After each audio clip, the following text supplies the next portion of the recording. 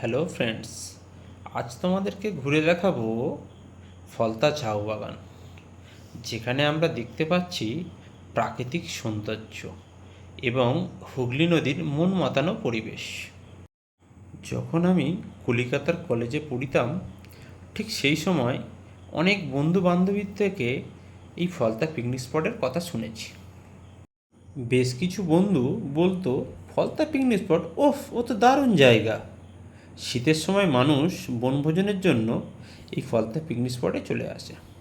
যদিও একটু সকাল সকাল আসতে হয়, না হলে বসার জায়গাই পেত না বা রান্নাবান্নার জায়গা পেত না। এই তো ঠিক এই জায়গাটা বেশ কয়েকদিন আগে দেব শুভশ্রী এসেছিলেন দেশু সেভেনের শ্যুটিং করতে। আরও কত অভিনেতা অভিনেত্রী আসেন শ্যুটিংয়ের জন্য।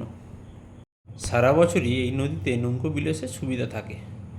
এই তো এই কয়েকজন দেখো নদীতে পিকনিক করছে। মানুষজন আসেন এখানে, অনেকেই অন্যভাবে উপভোগ করার জন্য নদীর মধ্যে পিকনিক করে।